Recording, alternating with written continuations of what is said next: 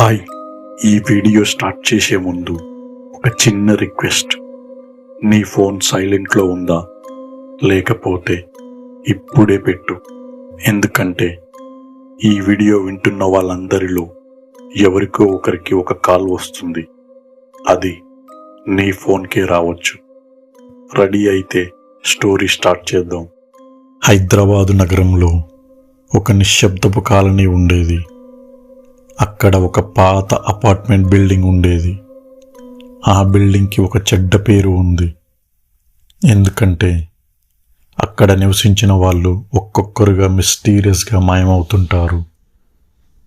అప్పుడే ఆ బిల్డింగ్లోకి కొత్తగా షిఫ్ట్ అయింది లూసీ అనే అమ్మాయి. ఆమె చాలా సింపుల్గా, సైలెంట్గా ఉండేది. జాబ్ కోసం అక్కడికి వచ్చింది. Flat number 306. అయితే ఆమె పక్క ఫ్లాట్ 305 మాత్రం ఎప్పుడూ మూసి ఉండేది.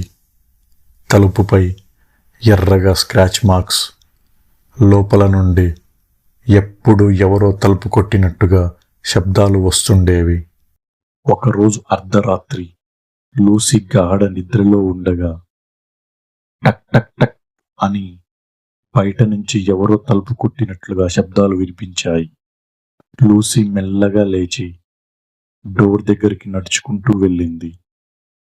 ఎవరు ఎవరు బయట అని కొంచెం భయంగా అడిగింది. సమాధానం లేదు. మెల్లగా డోర్ ఓపెన్ చేసి చూడగా అక్కడ ఎవరూ లేరు. కానీ నేల మీద తడి అడుగుల ముద్రలున్నాయి. ఆ అడుగులు నెమ్మదిగా 305 ఫ్లాట్ వైపు వెళ్తున్నాయి.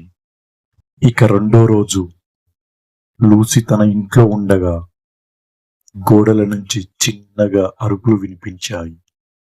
Help me Lucy, please open the door. ఒక్కసారిగా ఆమె భయపడి బయటికి పరిగెత్తింది. పక్కనున్న వాళ్ళని అడగగా వాళ్ళు ఒక్కసారిగా సైలెంట్ అయ్యారు.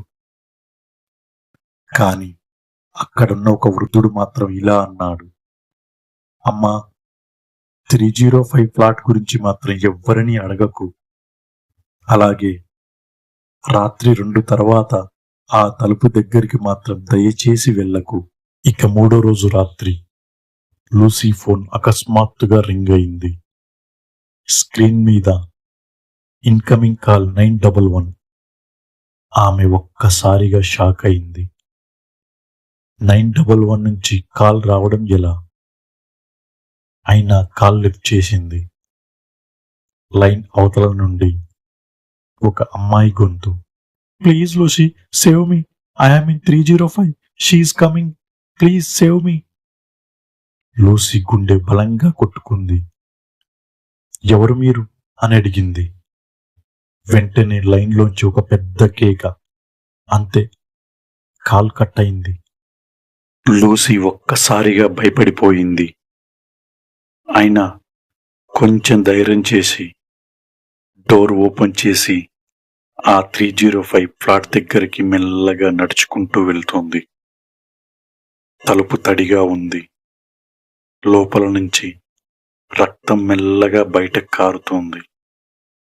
ఆమె నెమ్మదిగా తలుపు కొట్టింది. టక్ టక్ టక్. వెంటనే లోపల నుంచి కూడా అదే శబ్దం, టక్ టక్ టక్ అని. తలుపు నెమ్మదిగా ఓపెన్ అయింది. లూసీ భయంతో మెల్లగా లోపలికి వెళ్ళింది. లోపల మొత్తం చీకటిగా ఉంది. చాలా దుర్వాసన వస్తోంది. మెల్లగా గోడలకేసి చూడగా అక్కడ ఎంతో మంది అమ్మాయిల ఫోటోలు రక్తంతో తడిసిపోయి ఉన్నాయి. ఇంతలో వెనుక నుంచి, వచ్చావా లూసీ అని ఒక ఆడగొంతు వినిపించింది. వెంటనే వెనక్కి తిరిగి చూడగా ఒక వృద్ధురాలు, 90 సంవత్సరాల పైనే ఉంటాయి. ముఖం మొత్తం ముడతలు పడిపోయి ఉంది. చాలా భయంకరంగా ఉంది. మెల్లగా నోటి నుంచి రక్తం కూడా వస్తోంది. అప్పుడు ఆ వృద్ధురాలు, వచ్చావా లూసీ, చాలా లేతగా ఉన్నావు, ఈరోజు నాకు మంచి ఫుడ్డు అని సంతోషంతో చెప్పింది. వెంటనే గోడల నుంచి, పారిపో లూసీ, పారిపో, ప్లీజ్ రన్, రన్ లూసీ అని చెప్పగానే లూసీ ఆ డోర్ వైపు పరిగెత్తబోయింది. వెంటనే ఆ డోర్ ఆటోమేటిక్గా పడిపోయింది. ఇంతలో లూసీ ఫోన్ కింద పడిపోయింది.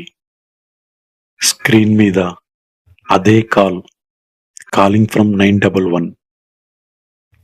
ఇంతలో ఆ వృద్ధురాలు లూసీ దగ్గరకు మెల్లగా నడుచుకుంటూ వచ్చి, లూసీ, నువ్వు విన్న ఆ 911 కాల్స్ అన్నీ నేను చంపిన అమ్మాయిలవే. మెల్లగా లూసీ చెవిలో, ఇప్పుడు నువ్వు కూడా 911కి కాల్ చేస్తావు మరొక అమ్మాయిని పిలవడానికి అని మెల్లగా చెప్పింది. ఇప్పుడు ఒక్కసారి మీ ఫోన్ చెక్ చేయండి. ఏమైనా అన్నోన్ నెంబర్ నుంచి కాల్స్ వస్తే దయచేసి రిటర్న్ కాల్ చేయకండి. ఇంకా ఇలాంటి కథలు వినాలంటే సబ్స్క్రైబ్ చేయండి. ఎందుకంటే నేను చెప్పబోయే నెక్స్ట్ కథ నీ గురించే కావచ్చు.